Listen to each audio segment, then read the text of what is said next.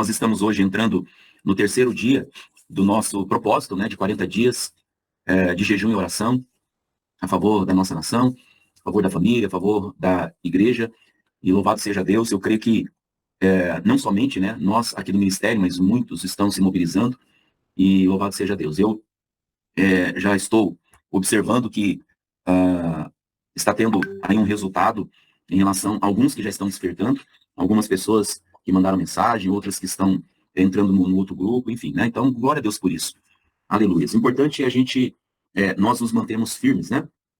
Firmes na fé, no propósito, em nome do Senhor Jesus. Bom, antes da gente começar a nossa oração, eu quero trazer aqui uma palavra que é muito importante também, porque essa palavra, irmãos, ela fala a respeito de algo que vai complementar aquilo que eu estava falando da mensagem de ontem, né? Aquela mensagem que eu falei a respeito do sangue dos inocentes, que quando é derramado na terra, e a terra embebe o sangue inocente, então esse sangue, ele clama constantemente por vingança, clama por justiça, e se não houver alguém que se coloque na brecha para interceder, certamente virá um juízo, né?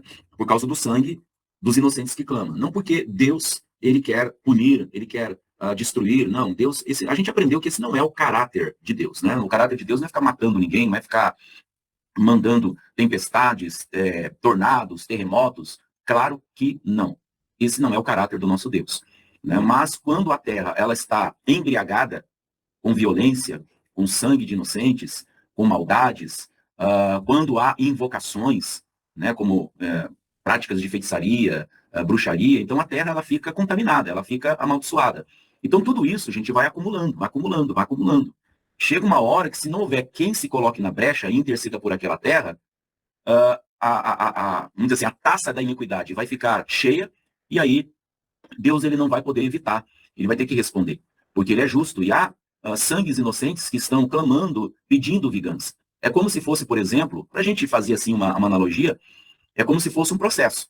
Se você entra com um processo contra alguém, a coisa não é resolvida da noite para o dia. Isso leva um tempo, né? Então tem todo ali, tem todo, como diz o nome, né? Processo. Então tem todo um processo que vai sendo executado até que o juiz, quando tiver esgotado, né? Totalmente ali os recursos, as provas, da defesa, da acusação, quando tiver tudo esgotado, aí o juiz ele vai ter que dar uma sentença, porque ele é juiz, ok? Então ele vai ter que dar uma sentença. Agora imagina comigo, irmãos, vamos supor que uma pessoa está sendo processada. Só que essa pessoa ela não contrata advogado, não contrata defesa, só existe acusação. Só existe acusação, não existe defesa. E aí então, o que acontece? Quando chegar o momento do juiz tomar uma decisão, ele vai ver que só tem acusação. Tem provas, mas não tem contraprovas. O que o juiz vai fazer? Ele vai, então, condenar. Ele vai dar uma sentença de condenação para aquele que está sendo processado, porque não houve quem defendesse o acusado. Agora, se há um advogado, e esse advogado se coloca ali entre o réu, e o acusador, e ele apresenta a sua defesa e mostra provas claras de que aquele que está sendo acusado é inocente. Aí o juiz vai examinar as provas, ele vai julgar ali de acordo com o que foi apresentado, tanto pela acusação quanto pelo advogado, e aí o juiz vai ter que dar uma sentença. E aí o juiz vai ver que se as provas que o advogado apresentou pesa muito mais, ou seja, está muito mais convincentes, que convença realmente o juiz de que o réu é inocente, então o juiz, por ser justo, sendo ele justo, ele vai inocentar o acusado, ok? Então é exatamente assim que acontece. Então nós estamos, irmãos, diante de um Deus que é juiz. Só que Deus, como juiz, ele já executou a pena. Ele já executou a vingança dele, né? A vingança dele contra a iniquidade, contra o pecado, Deus já descarregou isso. As dívidas que nós tínhamos, Jesus já pagou essa dívida, ele zerou a conta. Então, levando em consideração essa parte judicial, levando em consideração isso, já está tudo quitado. Jesus já pagou o preço. Jesus já sofreu a ira, a condenação, já foi aplicada a condenação. Então Deus não pode condenar de novo, né? Por exemplo, se ele já havia dado o decreto da condenação. E Jesus recebeu essa condenação por nós, em nosso lugar, ok? Então o que acontece? Deus, por ser justo, ele não vai condenar ninguém. Ele não vai aplicar punição a ninguém. Mas se não houver defesa e houver um acusador que fica constantemente diante de Deus, acusando e pedindo vingança, e se não houver quem se coloque ali para defender, então Deus vai ter que vai ter que julgar aquela causa, né? É como aquela parábola da viúva que constantemente estava diante ali do juiz, suplicando a ele, suplicando para que ele fizesse justiça. O juiz no momento não queria incômodo nenhum, mas a mulher insistiu, até que o juiz falou, eu vou ter que fazer justiça para essa viúva porque ela está insistindo muito. E aí ele ele julgou aquela causa e fez a justiça, nesse caso, a favor daquela viúva. Então, veja bem, como sangues inocentes estão sempre clamando a Deus por justiça e por vingança, se Deus não encontrar alguém que interceda pela terra, então Deus vai aplicar o juízo em resposta ao clamor daqueles inocentes naquela terra. Entenda bem, naquela terra. Só que quando vem o juízo naquela terra, quem é que vai sofrer? Os que estão habitando naquela terra. E isso acaba se tornando, né, vamos dizer assim, um mal, né, que Deus não queria que viesse, mas acaba sendo um mal que acaba afetando tanto cristãos como não cristãos, né, como a gente vê por aí que acontece, né, quando vem, por exemplo, essas intempéries da natureza, tempestades, terremotos, acaba afetando. E isso é ruim. E não é o que Deus quer. Por isso que Deus quer que a igreja desperte. Uma vez a igreja despertando do seu sono e ela se posicionando como ela deve se posicionar, porque ela foi colocada aqui na Terra, a igreja está aqui na Terra para ocupar exatamente essa função importantíssima de representante do reino, de intercessora, né, de se colocar na brecha, porque Deus ele busca quem se coloca na brecha para que possa diante dele clamar. E assim, o clamor do justo subindo, Deus então vai fazer aquilo que a palavra dele diz. Deus ele pode mudar sentenças, Deus pode mudar decretos. E é isso que nós vamos ver aqui agora, para que a gente comece a nossa oração. Então, eu quero ler aqui para vocês o que está escrito no livro de Joel, no capítulo 2, a partir do versículo 12, e a gente vai entender como é importante a igreja se posicionar, como é importante a igreja reconhecer o papel dela aqui na terra. Que a igreja, se ela entender a importância do papel dela aqui na terra, e também, né, a posição dela em Cristo Jesus, irmãos, glória a Deus, nós vamos ver coisas tremendas e poderosas acontecendo, um avivamento, transformação, vidas sendo transformadas, e muitas tragédias que já até foram profetizadas, e eu acredito assim, porque não cabe a nós julgar, né? Mas eu acredito que muitas profecias catastróficas pode mesmo ter vindo de Deus, não como se Deus estivesse anunciando que vai acontecer, não. Deus ele pode sim usar profetas para profetizar acontecimentos futuros em relação a tragédias, mas para despertar, para a igreja se posicionar, não é para a gente, ouvindo a profecia, e falar, nossa, meu Deus do céu, vai acontecer isso. Que nem, né, tem algumas profecias falando que vai ter tsunami aqui no Brasil, no Rio de Janeiro, vai ter terremoto, vai ter isso, vai ter aquilo. Ora, quando a gente ouve profecias assim, não cabe a gente ficar julgando se é de Deus ou se não é de Deus. Não é isso. Quando a gente ouve profecia desse tipo, o que a gente tem que fazer? Orar, gente. Nós temos que nos posicionar em oração. De repente, essas profecias que alguns estão profetizando, não significa que isso realmente vai acontecer. Mas é um aviso de Deus dizendo, olha, isso está para acontecer. Porque a terra embebeu muito sangue, há muita iniquidade, o clamor dos inocentes está clamando a mim por justiça. E se vocês não se posicionarem, se vocês não se colocarem na brecha, então vai chegar um momento que a taça vai ficar cheia e eu não tenho outra opção senão derramar essa taça. Mas vocês podem mudar essa sentença através do clamor, da súplica, da intercessão. Então, a igreja tem um papel fundamental, importantíssimo, né, na história. Vocês estão entendendo, irmãos? Por exemplo, quando a igreja começou lá no Pentecostes, se a igreja se a igreja não tivesse se desviado do propósito pelo qual ela existe, com certeza Jesus já teria vindo. Mas a igreja, ela perdeu o foco, ela se desviou do propósito, ela se tornou uma igreja religiosa, partidária, política, e se dividiu. E aí o que aconteceu? Não tinha como Jesus voltar, né, nessa situação. Mas vamos ler aqui o que está escrito em Joel capítulo 2, a partir do versículo 12, e vamos entender isso aqui que é muito importante. Então diz assim, ó, agora, porém, declara o Senhor, voltem-se para mim de todo o coração, com jejum, lamento e pranto. Rasguem o coração e não as vestes. Voltem-se para o Senhor, o seu Deus, pois ele é, olha só que coisa linda isso aqui, pois ele é misericordioso e compassivo, muito paciente, cheio de amor. Arrepende-se e não envie a desgraça. Talvez ele volte atrás. Arrependa-se. E ao passar, deixe uma bênção. Assim vocês poderão fazer ofertas de cereal e ofertas derramadas para o Senhor seu Deus. Então olha só que coisa tremenda isso, gente. O que a palavra está dizendo? Ela está dizendo o seguinte, que se nós voltarmos para o Senhor de todo o nosso coração, com jejum, com lamento, com pranto, se a gente rasgar o coração e não as vestes, e nos voltar para o Senhor, Deus, como diz 2 Crônicas 7,14, a palavra está dizendo que ele é misericordioso, ele é compassivo, ele é paciente, ele é cheio de amor, e diz aqui, ó, e arrepende-se e não envia desgraça. Agora, claro que talvez alguns estejam com um nó na cabeça, né, por causa daquele versículo, onde diz assim, que Deus não é homem para que minta, e nem filho do homem para que se arrependa. Pastor, mas então tem contradição, porque a Bíblia diz que Deus não é homem para mentir, e nem filho do homem para se arrepender, e aqui está falando, quem sabe ele se arrepende, não envia desgraça, quem sabe ele volta atrás, ele se arrepende. Nós precisamos entender em que conceito essa palavra arrepender está se referindo. Qual é o conceito dessa palavra aqui, tá?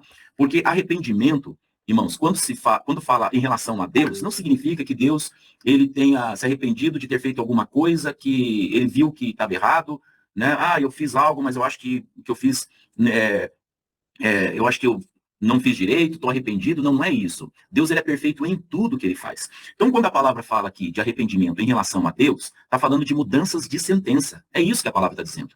Ok? Por exemplo, no caso da cidade de Nínive, o que Deus mandou o profeta Jonas pregar na cidade de Nínive era um decreto, gente. Era um decreto do Senhor. O Senhor enviou o profeta Jonas com a seguinte mensagem: até 40 dias, Nínive será subvertida. Veja, era uma palavra imperativa, era um decreto. Ou seja, estava decretada a destruição de Nínive. Ok? E aí, o que aconteceu? Quando a notícia se espalhou e chegou aos ouvidos do rei, o que o rei fez? Ele botou todo mundo para jejuar e buscar o Senhor. Se arrependeram, pediram perdão, vestiram-se de pano de saco, se humilharam diante de Deus. E como está escrito aqui na palavra, que Deus, quando se volta para Deus de todo o coração, né, e rasga o coração e não as vestes, a Bíblia diz que Deus ele é muito misericordioso, ele é compassivo. Então Deus ele teve misericórdia daquela cidade por causa da atitude deles de se humilhar diante de Deus e pedir perdão. Então o que Deus fez? Deus, quando diz que Deus se arrepende, não significa que ele se arrepende no sentido que Deus havia falado uma coisa, que depois ele falou, nossa, acho que eu acho que eu não sabia o que eu estava falando. Não, Deus está mudando sentença. Mas não é por causa dele, mas por causa daqueles que se humilharam. Então, em outras palavras, Deus havia enviado Jonas, o profeta, para trazer uma palavra que era um decreto. Estava decretada a destruição de Nínive por causa da maldade, por causa da iniquidade daquela nação. Mas como eles buscaram a Deus e se humilharam, Deus então ele muda o decreto. É esse o conceito da palavra arrependimento em relação a Deus. Deus mudou a sentença. Não por causa de Deus, porque Deus viu que ele tinha feito alguma coisa que... Não, o arrependimento não é em relação a Deus, a ele, mas em relação às pessoas que mudaram, né, a atitude deles, se arrependeram. Então Deus falou, então, já que vocês se arrependeram, vocês se humilharam, então eu, que sou compassivo, misericordioso, vou mudar esse decreto, vou mudar essa sentença. Então eu estou cancelando o juízo que certamente viria se vocês não tivessem se humilhado diante de mim. Aleluia. Poxa, isso é tremendo, gente. Que maravilha. Que maravilha. Aí nós podemos citar um outro exemplo do rei Ezequias, né? Eu sempre costumo citar o exemplo dele também. Quando Deus envia o profeta Isaías com a mensagem era imperativa, era um decreto. Deus havia dito para Isaías, dizer para Ezequias, que ele morreria, não viveria. Então, não tinha um si ali. O Isaías não chegou com uma mensagem, Isaías, ou você se arrepende, ou você se arrepende. Se você não se arrepender, você vai morrer. Não, não era essa a mensagem. A mensagem era taxativa, era um decreto. Isaías chegou e disse assim, o Senhor mandou te dizer, põe em ordem a tua casa, porque tu morrerás, não viverás. Então, gente, era decreto. Ou seja, estava decretada a morte do rei Ezequias. E aí o que o Ezequias faz? Aí ele busca o Senhor, ele se humilha, ele derrama ali diante do Senhor o seu coração, e aí Deus então, como ele é muito misericordioso, ele diz para Isaías voltar, trazendo uma nova mensagem. Ou seja, agora Deus mudou a sentença. A sentença era de morte. A sentença era de morte. Porque o rei Ezequias havia se desviado dos propósitos, havia, né, e perdeu completamente ali o foco, o propósito, o temor do Senhor. Então estava essa sentença sobre o rei Ezequias. Mas quando ele se arrepende, aí Deus muda a sentença. Por causa de quem? Não por causa de Deus. O arrependimento não foi de Deus, o arrependimento foi do homem. Então, quando a Bíblia fala de Deus se arrependendo, não significa que Deus fez alguma coisa que depois ele parou para pensar, cara, não acho que eu fiz besteira, eu acho que eu falei que não devia, estou arrependido. Não, não é isso não. O arrependimento aqui está mais relacionado ao homem do que a Deus. E no caso de Deus, significa que Deus está mudando uma sentença, porque houve alguém que se humilhasse, houve alguém que clamasse, houve alguém que suplicasse. Aleluia, glória a Jesus. Então, isso nos leva ao entendimento, meus amados, que ainda que haja profecias, e há, só procurar no YouTube que vocês acham, que se há profecias catastróficas para o Brasil, como eu já vi algumas profecias catastróficas de tsunami, de terremoto e de outras catástrofes, se nós, como igreja, nos colocarmos em jejum, em oração, em súplicas, em intercessão, Deus pode, nesse caso aqui, né? Como está escrito, arrepender-se, ou seja, não no sentido que Deus ele estava raivoso, irado com o Brasil e tal, e ele não vê a hora dele poder castigar. Não, não, não é isso, gente. Por favor, não é isso. Deus não está com raiva, Deus não está irado. A ira de Deus ainda vai vir, como diz a palavra. A palavra de Deus diz que o Senhor Jesus, ele nos livra da ira futura. Opa, da ira futura. Peraí, se a ira é futura, significa que Deus não está irado agora nesse tempo presente. Porque Jesus, ele nos livra da ira futura, não da ira presente. Está escrito isso na Bíblia. Ok? Eu não tenho a referência aqui, mas pode dar um Google aí que vocês vão ver. A palavra diz que o Senhor Jesus nos livrará da ira futura. Ou seja, há uma ira, sim, de Deus que virá sobre a terra. Mas o Senhor Jesus vai livrar o seu povo dessa ira. Ou também chamado o dia da vingança do nosso Deus. Então, esse dia está por vir. Mas não está agora acontecendo isso, porque a ira não é presente, a ira é futura. Ainda virá a ira do Senhor. Só que aí muitas pessoas, por falta de entendimento, acabam atribuindo a Deus algumas tragédias que estão acontecendo, como se aquilo fosse a ira de Deus sobre aquela cidade, ou sobre aquela região, ou sobre aquele país, por causa da iniquidade. Ora, se realmente o que está acontecendo em alguns lugares, em alguns países, fosse realmente a ira de Deus, gente, esse planeta já tinha que ser destruído já há muito tempo.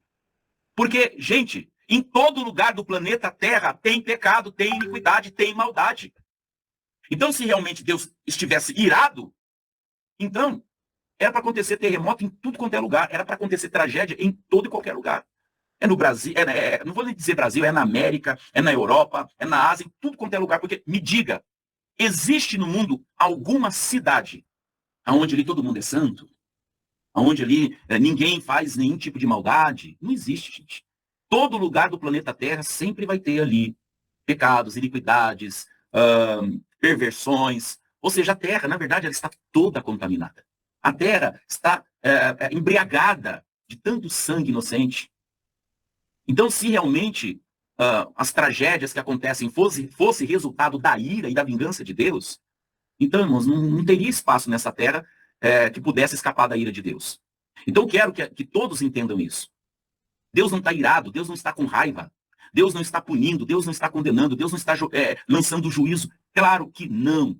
Evidentemente que não. Enquanto nós estamos numa dispensação chamada graça, e graça significa favor e merecido, também podemos entender graça como um tempo de misericórdia, um tempo de salvação.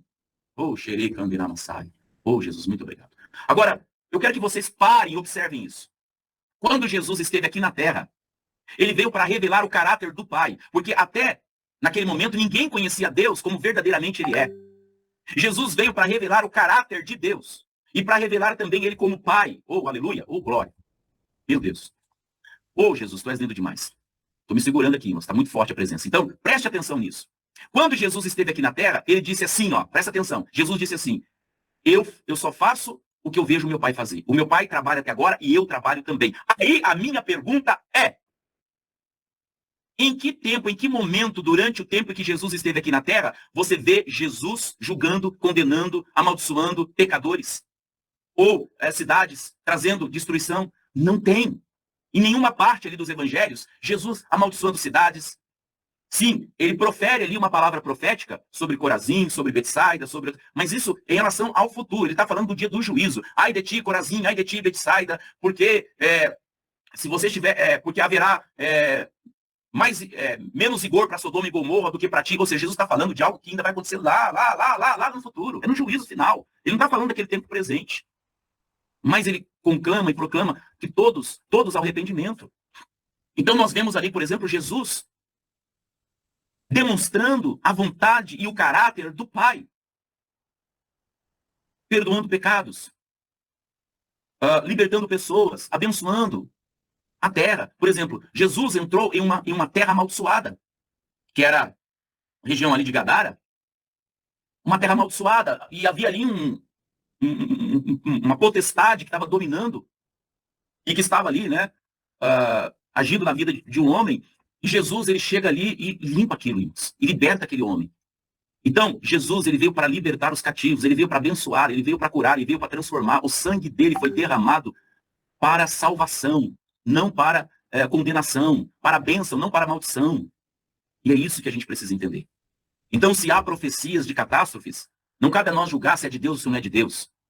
O que a gente tem que fazer é o seguinte: nós, como igreja, devemos nos posicionar e clamar a Deus e nos colocar na brecha. Porque, irmãos, olha, eu vou ser sincero para vocês. Muito sincero. Eu acredito, sim, que pode haver catástrofes terríveis, inclusive no Brasil. Mas isso só vai acontecer se nós ficarmos passivos. Mas se nós orarmos, como a própria palavra de Deus diz, olha, se Deus cancelou um juízo que já havia sido decretado para uma cidade ímpia, que era Nínive, uma cidade pagã, ímpia, de bárbaros, se Deus cancelou o juízo por causa do arrependimento deles, então Deus também, com certeza absoluta, cancelar qualquer tipo de desgraça, né? Como está escrito aqui, ele vai cancelar. Porque nós temos que entender que se está acontecendo desgraças no mundo, não é por causa de Deus, não é por causa que Deus está com raiva, Deus não está suportando mais, aí eu não aguento mais, é muita maldade, é muito pecado, aí Deus fica pontualmente mandando desgraças. Deixa eu ver qual cidade hoje que eu vou descarregar minha ira. Deixa eu ver, hoje vai ser essa cidade aqui. E aí Deus manda lá uma catástrofe, uma desgraça, morre um monte de gente, tal, aí depois passa um tempo, aí Deus fica olhando, bom, agora, esses dias atrás foi aquela cidade, agora deixa eu escolher uma outra cidade, um outro país, para eu descarregar minha ira. Pelo amor de Deus, gente, misericórdia. Misericórdia. Isso não é o caráter do nosso Deus. Deus, ele está buscando oportunidade para salvar. Deus, como está escrito aqui, ó, ele é misericordioso, ele é compassivo, ele é muito paciente, ele é longânimo, ele é cheio de amor, e ele quer mudar sentenças. E eu posso afirmar para vocês, com absoluta certeza, toda terra que bebe, que se embriaga de sangue inocente, tem uma sentença. Irmãos, com certeza, Cascavel, estou falando da minha cidade aqui, no Paraná. Você acha que não haveria sentença para essa cidade? Claro, com certeza, porque essa cidade aqui já aconteceu muitas vezes de sangue inocente ser derramado, violências, tal. Mas, quando a igreja se posiciona, Deus pode mudar a sentença. Porque a sentença que havia sido determinada não é a de Deus, a da vontade de Deus, mas é por causa da iniquidade, é por causa dos sangues inocentes que são derramados, por causa da idolatria e de outras coisas mais. Então, na verdade, não é uma sentença de Deus, é uma sentença da própria iniquidade. Veja bem, o caso do rei Ezequias não era uma sentença de Deus, ele próprio estava sentenciando a morte por causa dele ter se desviado, por causa dele ter se corrompido, ele deixou se corromper. Então veio a sentença por causa dele, não por causa de Deus. Não porque Deus estava com raiva do Ezequias, não porque Deus estava irado com ele, mas porque ele estava totalmente fora dos planos de Deus. Ele perdeu totalmente foco, ele perdeu totalmente propósito, né? Então Deus falou para ele, olha, você assinou uma sentença para ti mesmo. Então põe a tua casa em ordem, você não vai viver não, você vai morrer. Mas aí Ezequias, ele se arrepende e Deus traz uma outra mensagem dizendo, não, você vai viver mais 15 anos e vou te dar vitória. Agora, presta atenção. Por que Deus mudou a sentença? Porque a sentença não veio propriamente de Deus, mas veio do próprio Ezequias. Por isso que existe certas profecias que elas são condicionais. Existem profecias que não são condicionais. Elas já estão seladas. Por quê? Porque veio de Deus. Então aquilo que vem de Deus e que não depende de homem, então não tem como. Por exemplo, o arrebatamento da igreja, a segunda volta de Cristo, o Apocalipse, né? Os flagelos. Então tudo isso são profecias que estão seladas. Inclusive está aqui registrado nas escrituras, então não tem como. Pode orar, pode jejuar, pode fazer o que for. Não tem como. São profecias que têm selo, que estão seladas, que está registrado. Então, não tem como mudar isso. Porque veio da parte de Deus. Agora, tem coisas que não vêm da parte de Deus, vêm da parte do homem. Vem da parte do homem. E é o homem que tem que é o homem que tem que fazer alguma coisa para que a sentença seja mudada em relação a ele próprio. Como no caso de Nínive, a sentença estava vindo sobre Nínive por causa dos homens de Nínive, por causa da população, por causa das pessoas que estavam praticando iniquidade. E a sentença veio por causa do que eles faziam. Mas a sentença mudou porque eles mudaram o coração. A mesma coisa Ezequias. A sentença veio não por causa de Deus, mas por causa do próprio Ezequias. Ezequias muda o coração, Deus mudou a sentença. Então existem sentenças que Deus anuncia que não é a perfeita vontade de Deus. A sentença não veio pela própria determinação de Deus. Porque Deus olhou e falou assim, você quer saber de uma coisa? Olha, não, é porque já existe ali acumulada muita iniquidade, muita maldade, e foi acumulando, acumulando, acumulando, chega uma hora que chega no seu limiar. Então, se não houve arrependimento, então a sentença vai vir a sentença. Não porque Deus quer, mas porque não houve mudança, não houve arrependimento, não se voltaram para Deus, não clamaram a Ele por misericórdia, porque aquela terra onde eles habitam está contaminada, aquela terra, ela está embriagada, ela está amaldiçoada. Então, gente, como eu sempre ensino aqui para todos vocês, pecado tem consequência. No caso daqueles que estão em Cristo Jesus, o pecado, ele não tem poder judicial, ou seja, ele não tem poder de condenação, porque Jesus já sofreu a condenação. Judicialmente, Jesus pagou o preço e nos justificou. Então, nós somos justos, nós somos santos, não porque a gente pratica obras de justiça ou porque a gente vive aquela santidade power, mega power. Não, não, não, não. Nós somos santos, somos justos por causa do que Cristo fez. Então, nós carregamos dentro de nós uma justiça que não é nossa, uma justiça que é de Cristo, ok? Então, judicialmente falando, nós não temos mais condenação alguma, porque Cristo já tomou o nosso lugar, o inocente pelo culpado, então ele se tornou pecado por nós, ele se tornou maldito por nós, ele recebeu a nossa culpa e foi condenado no nosso lugar. Então nós que estamos em Cristo não podemos sofrer uma condenação que Jesus já sofreu. Porque se Deus nos condenar, sendo que já condenou Jesus em nosso lugar, então aí Deus estaria sendo injusto. E Deus não é injusto. Deus foi justo e muito justo quando ele puniu o filho, quando ele castigou o filho, quando ele enviou a sua ira sobre o filho. Não porque ele estava irado com o filho, não porque ele estava indignado com o filho, mas porque o filho se tornou o que nós éramos, porque o castigo era para nós. Como está escrito no livro de Isaías, o castigo que nos traz a paz estava sobre quem? O castigo que era para nós estava sobre quem? Sobre ele. Oh, glória! Ele tomou sobre si a nossa culpa, a nossa condenação. E aí Deus derramou a sua ira, o castigo, a condenação sobre ele. E ele levou sobre si os nossos pecados, iniquidades, transgressões, culpa, condenação, tudo. Então, judicialmente falando, estamos quitados, não temos dívida alguma. Mas se nós pecarmos, o que vai acontecer? Claro que nós não vamos ser condenados, porque Deus não pode condenar quem é inocente. Mas o pecado, ele pode sim traz consequências. Consequências. E é isso que eu estou falando. Então, uma terra onde não há intercessores, não há quem clame, não há quem suplique, então, com certeza absoluta, toda iniquidade, pecado cometido naquela terra, todo sangue inocente derramado naquela terra, vai gerar uma consequência. E essa consequência né, ela vai afetar tanto quem é crente quanto quem não é crente. Você está entendendo? E não é Deus que está castigando. Porque como algumas pessoas dizem, Deus está irado, Deus está castigando. Aí acontece um terremoto em um certo lugar, morre um monte de gente, aí Deus fala, tá vendo? Isso é a ira de Deus. Aí, irmãos, pare e pense comigo. Poxa, se isso realmente é a ira de Deus, então Deus está irado com os filhos dele também. Deus está julgando ímpio com justo. Porque no meio desses mortos, pode ter certeza, tem ali aqueles que são cristãos. Aquela enchente que aconteceu no Rio Grande do Sul, igrejas foram afetadas. Igrejas foram afetadas. Então Deus estava irado com o Rio Grande do Sul, mandou aquela quantidade volumosa de chuva por causa do pecado daquela terra, e aí, né? Ou seja, tanto pecadores quanto os irmãos sofreram. Ou seja, como assim? Não dá para entender isso. Então Deus não era a ira de Deus, não era o castigo de Deus, era a consequência. Ou seja, aquela terra bebeu muito sangue, muito sacrifício, muita idolatria, muito isso, muito aquilo. E aí Deus foi paciente, esperando, buscando alguém que se pusesse na brecha, buscando intercessores, esperando que a igreja despertasse, se posicionasse, orasse, intercedesse, para que então Deus cancelasse a sentença que já estava determinada por causa da terra e não por causa de Deus. Mas como não houve um posicionamento da igreja, não houve intercessão, não houve clamor, não houve súplica, chegou o momento que a taça encheu. E aí a terra colheu, a terra colheu a consequência daquilo em que ela se embebedou. E aí, irmãos, quem acaba sofrendo somos todos nós. Por exemplo, vamos dar um exemplo prático. A palavra de Deus diz no livro de Provérbios, quando um governo ele é ímpio, quem é que sofre? O que está escrito na Bíblia Sagrada? Quando o governo é ímpio, quem é que sofre? O povo. Ou seja, quem habita naquele país, não importa se é crente, se não é crente, acabam sofrendo. O povo sofre por causa da impiedade do governo.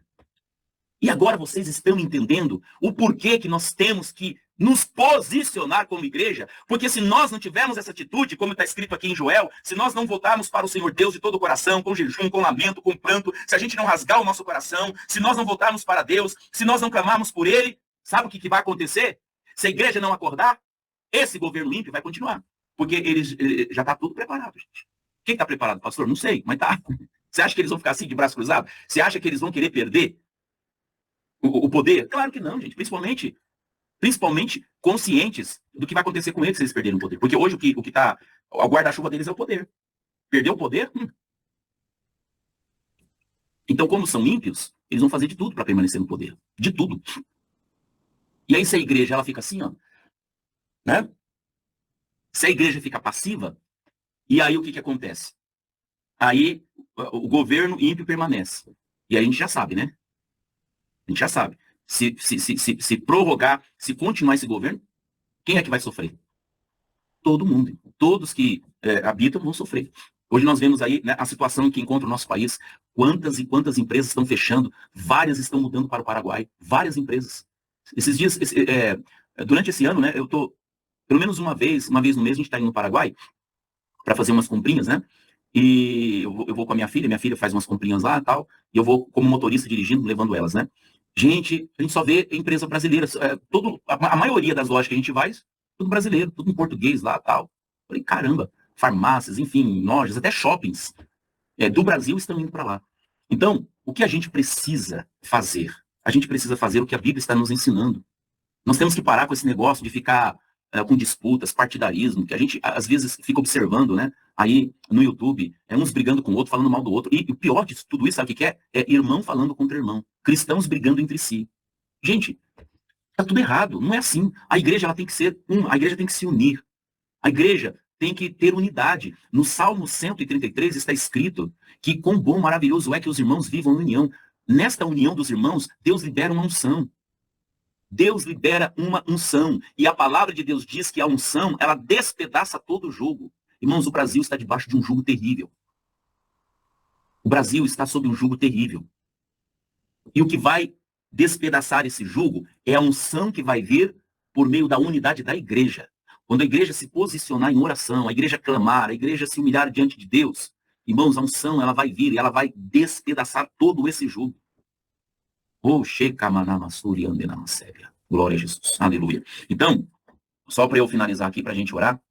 Agora, porém, eu vou voltar a ler o versículo 12. Agora, porém, declara o Senhor. Voltem-se para mim. De todo o coração, com jejum, com lamento, com pranto. Rasguem o coração de vocês, não as vestes, rasguem o coração. Volte-se para o Senhor, o seu Deus, pois ele é misericordioso. É compassivo, muito, muito paciente, cheio de amor, e ele muda sentenças. Né? A palavra arrepender-se aqui é isso. Ele pode mudar sentenças. Sentenças que já está determinada não por causa de Deus, mas por causa da própria terra. Não por causa que Deus está irado, mas porque a terra ela está cheia de iniquidade. Há uma sentença. Inclusive, toda a terra já está sentenciada. Há uma sentença que, com certeza, ela será aplicada quando chegar o tempo, né? Então, quando a igreja for tirada daqui da terra, aí não haverá mais quem interceda. Aí a taça vai encher rapidinho, as taças vão encher, né? E a Bíblia fala das taças da ira de Deus, tá? Então, enquanto nós estamos num tempo chamado graça, nós estamos em um tempo onde a misericórdia de Deus está prevalecendo sobre o juízo.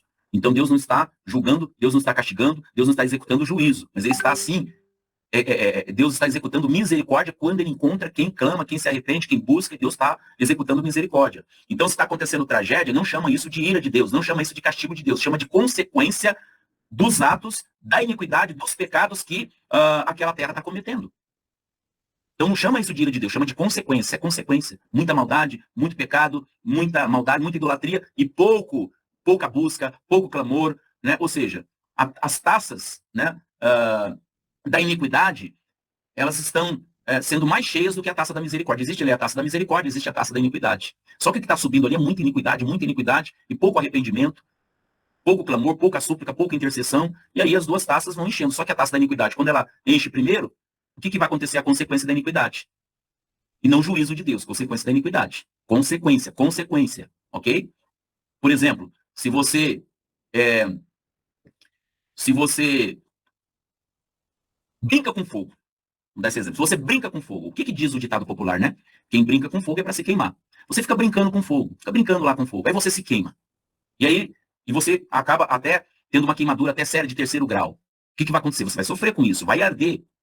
Você pode até ficar com a sua pele manchada, porque tem certo tipo de queimadura que a pele não volta mais à cor normal, fica aquela mancha feia, fica às vezes até, a pele fica até enrugada assim, sabe? O que é isso? Consequência, foi ira de Deus? Não foi ira de Deus. Deus não foi irado com você e fez você pegar fogo, não. Você estava brincando com fogo. E aí o que aconteceu? Pelo fato de você ficar brincando com fogo, você acabou se queimando. E agora você traz as consequências da sua insensatez, né?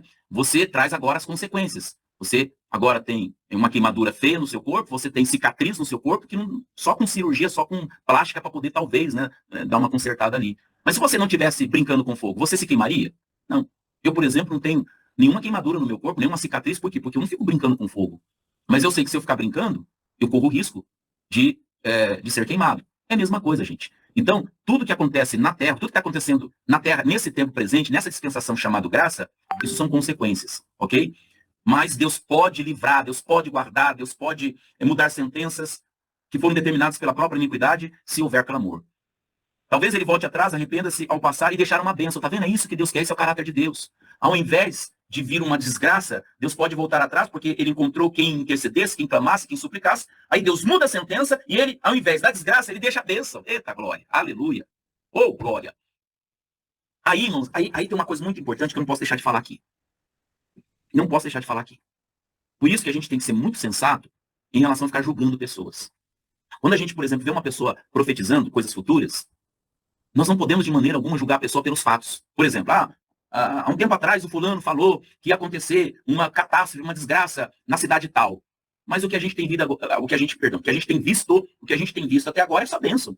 Ou seja, não aconteceu tragédia nenhuma, pelo contrário, a cidade prosperou. E aí a gente julga e fala assim, tá vendo? Falso profeta. É falso profeta. Aquilo que ele profetizou há um tempo atrás sobre a cidade, que ia acontecer uma desgraça, não aconteceu nada do que ele falou, pelo contrário. A cidade prosperou, foi abençoada. E aí a gente julga a pessoa, dizendo, é um falso profeta. Mas, gente, a gente também tem que levar em consideração que Deus, na sua bondade e misericórdia, usou aquele profeta há um tempo atrás para anunciar uma sentença que, com certeza, viria sobre aquela terra se não houvesse arrependimento. Mas aí, porque, assim, quando Deus anuncia uma sentença, não significa que é amanhã, é logo em seguida que vai acontecer. Não, isso pode levar décadas, porque, como diz a palavra, Deus é misericordioso. Mas Deus anuncia sempre antes. E aí, sabe o que aconteceu naquela cidade, que muitos, às vezes, não levam em consideração? Alguém ali, alguém usado por Deus, alguém que é realmente o intercessor, começou a se mobilizar. Como? Nós aqui do Amados Pai. Hoje no Amados Pai nós somos o que aqui? Nós somos pouquíssimos, mas nós estamos nos mobilizando. Até agora eu não encontrei, talvez é porque eu não pesquisei, mas eu não encontrei ninguém que esteja fazendo esse propósito de 40 dias. Não, existe muitos aí intercedendo já há tempo, mas esse propósito de 40 dias, até agora eu não encontrei alguém que esteja realmente fazendo esse propósito de 40 dias. E eu não estou aqui para me exaltar, para glorificar a mim, nem o ministério. Não. Eu só estou falando o seguinte, é necessário que alguém se mobilize, alguém comece a se posicionar. Vocês estão entendendo? Então, quando alguém começa a se posicionar, e essa pessoa começa realmente a buscar a Deus, e isso vai tocando em pessoas, e outras pessoas vão se juntando e vão orando, e aí o que acontece? Aí aquela sentença que já estava determinada para aquela terra por causa da iniquidade da própria terra, por causa daquele clamor, dos clamores que subiram a Deus, pedindo misericórdia, súplicas, jejuns, humilhação. Então Deus, não na sua ira, na sua misericórdia, porque é isso que Deus é, misericordioso. Então Deus, na sua misericórdia, por causa do clamor dos intercessores, dos seus servos, então Deus, ele muda aquela sentença que estava determinada por causa da iniquidade daquela terra, e ao invés da desgraça, Deus traz bênção. Aleluia! Eita glória! Deus traz bênção, gente. Veja bem, aqui em Cascavel, no ano de 2008, passou aqui, irmãos, um tornado. Foi feio.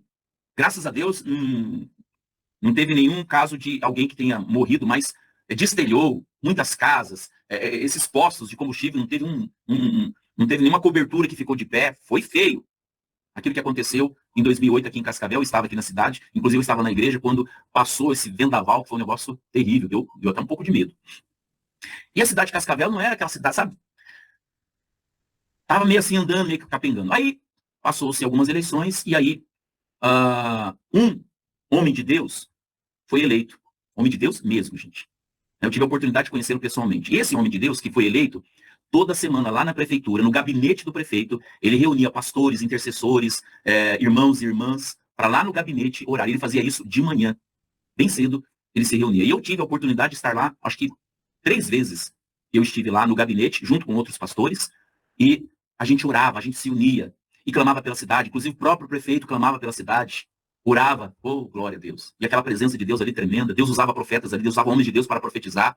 Irmãos, a partir do momento que esse prefeito que foi eleito na nossa cidade, ele começou a fazer isso, dando honra a Deus, temor a Deus e colocando Deus em primeiro lugar, como mudou o Cascavel. Inclusive eu recebi a visita de um pastor amigo meu, que está morando, já mudou de Cascavel faz tempo, né, que ele mudou, e ele esteve aqui esses tempos, ele falou assim para mim, ele me chama de Zé, né, ele falou, Zé, cara, mas Cascavel tá outra cidade. Nossa, Cascavel tá uma cidade assim, né, primeiro mundo, parece uma Europa, né. Cascavel cresceu demais, gente. E ela não para de crescer. Muito empreendimento que está vindo para essa cidade. Emprego aqui é fácil de achar. Ou seja, Cascavel é uma cidade desejada por muitos. Né? Cascavel é uma cidade linda, uma cidade próspera, uma cidade que está crescendo muito. Inclusive, há previsões de no futuro, Cascavel, futuro próximo aí, Cascavel se transformar em uma metrópole. O aeroporto aqui, que era né, antes era vamos chamar aquilo de aeroporto, né? Aquilo era sei lá o que era aquilo. Hoje o aeroporto de Cascavel é uma referência, né? E, enfim, a cidade está prosperando.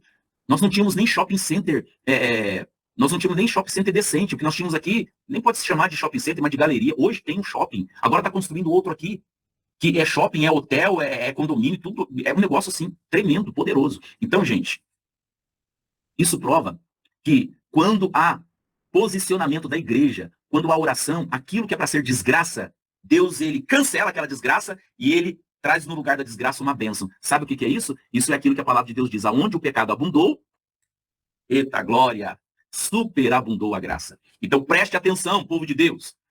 Há sentenças aí na sua terra, na sua cidade, viu? E isso não é profecia catastrófica, não. Isso é fato. Há sentenças, porque não existe nenhuma cidade, nenhuma terra no Brasil e no mundo que não tenha iniquidade, que não tenha ali pecado. Então, o que eu estou dizendo para você que está aí na sua cidade? Se não houver uma mobilização, se não se puser diante de Deus em arrependimento, humilhação, intercessão, essa sentença pode ser executada por causa da terra. Não por causa de Deus, hein? Não é porque Deus está irado, não. Por causa da terra. Consequência. Mas se houver posicionamento, e uma coisa muito importante que eu quero deixar bem claro aqui. Não fique esperando, pastor, mas estou esperando alguém, né? Algum pastor, algum apóstolo aqui na minha cidade. Não, comece com você, abençoado ou abençoada. Não fique esperando nenhum apóstolo, nenhum famoso, nenhum pastor de igreja grande, não. Mas pastor, quem sou eu? Sou uma formiguinha no meio de uma cidade, quem sou eu? Ué, gente, não está escrito na Bíblia que a oração de um justo é poderosa e eficaz? Se você começar a orar e falar, Deus, desperta a igreja aqui na minha cidade. Pai, em nome de Jesus, eu rogo a Ti, Senhor, eu suplico a Ti, desperta, Senhor, acorda, Senhor, desperta o Teu povo, levanta intercessores. Você acha que Deus não vai te ouvir? Deus vai te ouvir. Porque o que você está pedindo é segundo a vontade dele. E lá na primeira carta de João, no capítulo 5, no versículo 14, está escrito. É 5,14? Acho que é. Está escrito lá assim, ó. Oh, glória. Lá está escrito assim, se pedimos alguma coisa ao Pai, que é da vontade dele, ele nos ouve. E se nós sabemos que ele nos ouve em tudo aquilo que nós lhe pedimos, então já sabemos que alcançamos os pedidos que lhe fizemos. E se a gente, mesmo que seja só você na sua cidade, sei lá, tem, 100 mil habitantes, 200, 300, 1 milhão de habitantes, não importa. Se você começar a orar continuamente diante de Deus, pedindo, Deus, desperta essa cidade, desperta esse povo, desperta a igreja, levanta intercessores, você está orando segundo a vontade de Deus.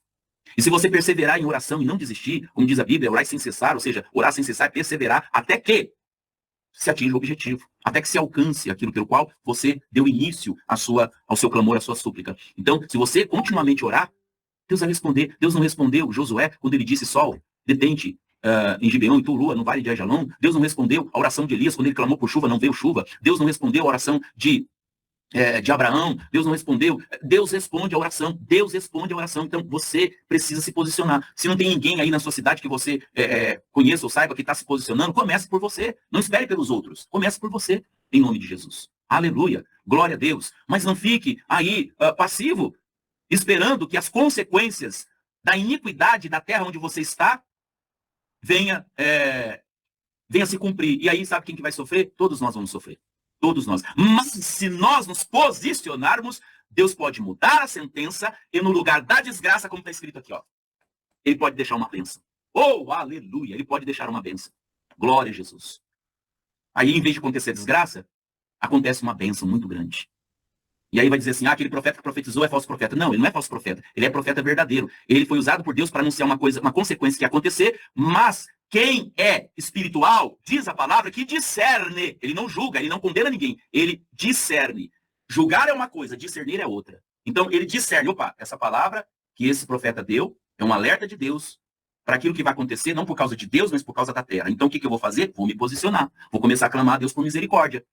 Olha, esse é o homem espiritual que a Bíblia chama. É aquele que sabe discernir. Não é aquele que fica julgando, fica condenando, fica culpando os outros. Tá vendo? Profeta lá, profetizou, não aconteceu. Né? Enfim, julgando.